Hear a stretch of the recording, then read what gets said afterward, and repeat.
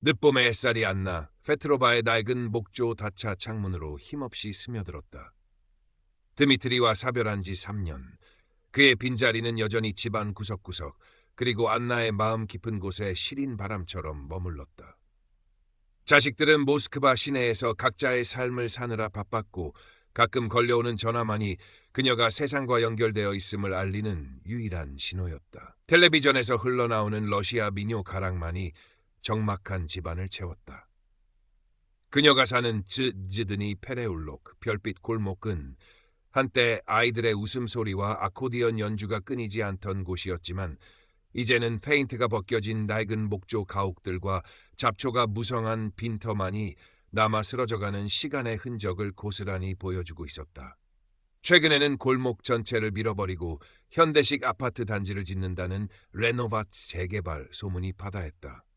안나는 자신의 삶처럼 이 골목도 곧 사라질 것이라는 생각에 더욱 깊은 무력감에 빠져들었다. 며칠 전 안나는 다용도실 클라도프크를 정리하다 먼지 쌓인 낡은 스케치북과 빛바랜 수채화 몇 장을 발견했다. 젊은 시절 드미트리의 따뜻한 격려 속에서 잠시 그렸던 그림들이었다.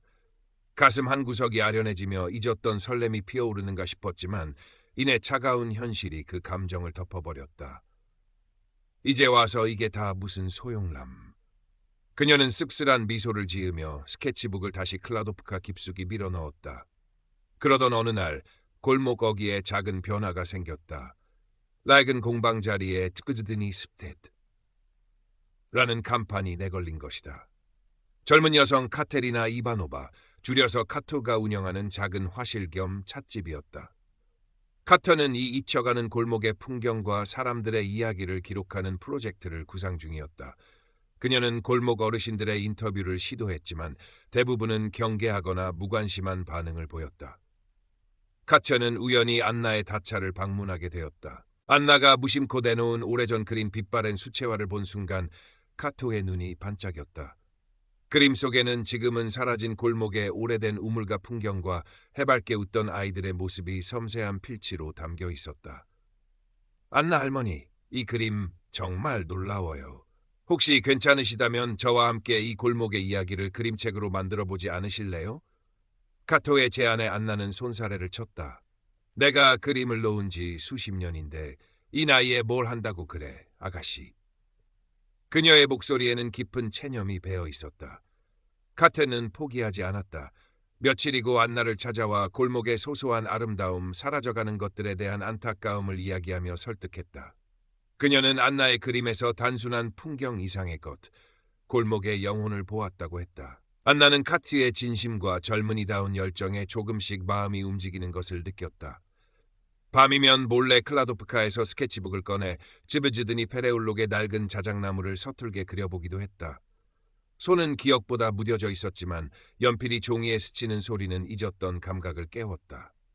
어느 날 아침 안나는 큰 결심을 하고 카토의 화실을 찾았다. 아가씨, 나 한번 해볼까 봐. 카토는 환하게 웃으며 안나에게 전문가용 화구 세트를 선물했다. 안나는 어색하지만 설레는 마음으로 다시 붓을 잡았다. 처음에는 손이 굳어 뜻대로 되지 않았고 색을 섞는 것조차 낯설었다. 하지만 카토는 조급해하지 않고 곁에서 묵묵히 지지해주며 때로는 기술적인 조언도 아끼지 않았다. 안나는 점차 그림의 재미를 붙이기 시작했다. 그녀의 붓끝에서 즈즈드니 페레울록의 풍경들이 하나둘씩 되살아났다. 낡았지만 정겨운 목조 가옥의 창문, 햇살 아래 졸고 있는 늙은 고양이, 저녁 노을에 물든 자작나무 숲. 이웃의 발렌티나 할머니 바바발야는 안나가 그림 그리는 것을 보고 처음에는 팔자 좋네, 그림이나 그리고 다니고 곧 밀어버릴 골목에 뭐가 좋다고라며 비아냥거렸다. 하지만 안나가 그린 자기 집 대문 앞 오래된 사과나무 그림을 보고는 말없이 한참을 바라보았다. 그림 속 사과나무는 그녀가 젊었을 적 남편과 함께 심었던 것이었다. 그날 저녁 바바발야는 안나의 집을 찾아와 투박하게 구운 피로시키를 내밀며 처음으로 속마음을 털어놓았다. 남편과의 사별, 멀리 사는 자식들에 대한 서운함, 그리고 이 골목에 얽힌 수많은 추억들. 그 후 바바발야는 그림책 프로젝트의 열렬한 지지자가 되어 골목의 옛날 이야기를 술술 풀어놓았고 다른 어르신들의 참여를 독려하기도 했다. 안나의 그림 실력은 날이 갈수록 깊이를 더해갔다. 골목의 풍경뿐만 아니라 이웃들의 초상화에도 도전했다. 무뚝뚝하지만 속정 깊은 미샤 아저씨, 평생 골목 어귀에서 작은 가게 마가진을 지켜온 그의 주름진 얼굴에는 즈코즈드니 페레울록의 역사가 새겨져 있었다. 카터는 안나의 그림에 맞춰 글을 쓰고 그림책의 구성을 잡아갔다. 그림책 프로젝트 소문은 골목 전체로 퍼져나갔다. 몇몇 동네 어르신들과 골목에 새로 이사온 젊은 예술가 지망생들이 관심을 보이며 카소의 화실 즈코즈드니 스퍼트에 모여들기 시작했다. 함께 골목을 탐방하고 오래된 흑백 사진을 공유하고 어르신들의 인터뷰를 진행하며 자연스럽게 세대 간의 소통이 이루어졌다.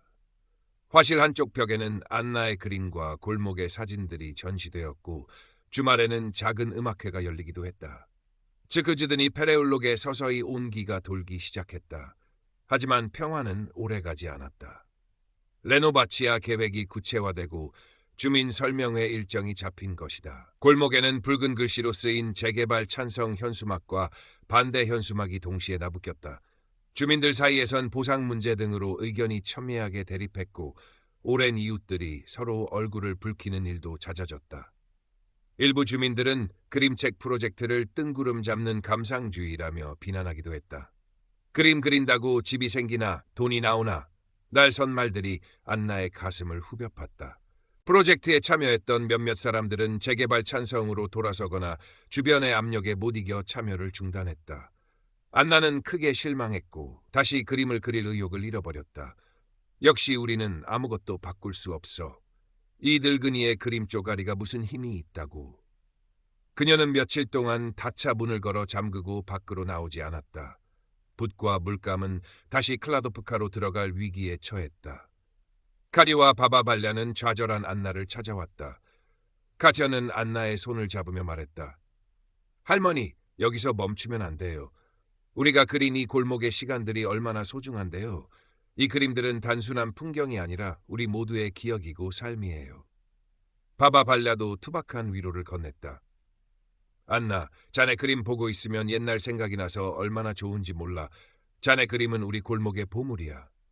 프로젝트에 참여했던 젊은이들도 안나를 응원하는 메시지를 보내왔고 SNS를 통해 즈코즈드니 페레울록의 가치를 알리고 지지를 호소했다. 작은 움직임이었지만 그들의 진심은 안나의 다쳤던 마음에 다시 작은 불씨를 지폈다. 안나는 떨리는 손으로 다시 붓을 잡았다. 포기할 수 없었다. 이 골목을 그리고 여기서 다시 찾은 자신의 삶을. 드디어 주민 설명회 날이 밝았다. 지역 둠쿨투리 문화의 집 강당은 팽팽한 긴장감으로 가득 찼다. 개발업자는 화려한 조감도를 보여주며 장밋빛 청사진을 제시했지만 주민들의 얼굴에는 불안과 불신이 역력했다. 고성이 오가고 험악한 분위기가 이어졌다.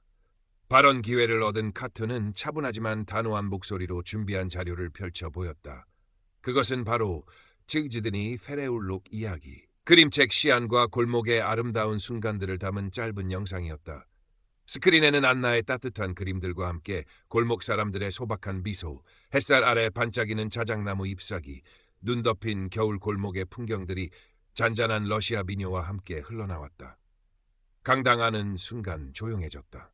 그리고 카티어는 마지막으로 안나 페트로바를 소개했다. 이 그림들을 그린 분은 평생을 이 골목에서 살아오신 안나 할머니십니다. 할머니의 이야기를 직접 들어주시길 바랍니다. 모든 시선이 안나에게 쏟아졌다. 그녀는 수많은 사람들 앞에서 마이크를 잡는 것이 태어나 처음인 듯 떨리는 손을 감추지 못했다. 하지만 그녀의 목소리는 작지만 또렷했다. 저는 이 즈코즈드니 페레울록에서 남편과 함께 평생을 살았습니다. 남편이 떠나고 저는 모든 것을 잃었다고 생각했습니다. 아무런 의미도 희망도 없다고요. 안나는 잠시 숨을 골랐다. 하지만 카토 아가씨를 만나고 다시 그림을 그리면서 저는 잊고 지냈던 제 자신을 되찾았습니다. 이 골목의 낡은 집 한 채 풀 한 포기에도 우리 이웃들의 소중한 기억과 삶이 담겨 있다는 것을 깨달았습니다. 그녀는 그림책 시안을 가리키며 말을 이었다. 이 골목은 단순한 낡은 집들이 아닙니다. 우리의 삶이고 우리의 역사입니다. 돈으로는 결코 살 수 없는 가치가 이곳에 숨쉬고 있습니다. 부디 이 가치를 지켜주십시오. 그녀의 눈에는 눈물이 고였지만 목소리에는 간절함과 함께 어떤 단호함과 용기가 서려 있었다. 설명회장은 숙연해졌고 몇몇 주민들과 딱딱한 표정의 관계자들 눈가에도 희미한 물기가 어리는 듯했다. 박수 소리가 터져 나왔다. 크지는 않았지만 진심 임긴 따뜻한 박수였다. 몇 주 후 기적 같은 소식이 들려왔다. 레노바치아 계획이 완전히 백지화되지는 않았지만 주민들의 의견과 골목의 역사적 가치를 고려하여 보존형 개발 또는 소규모 정비 사업으로 방향이 일부 수정된다는 것이었다.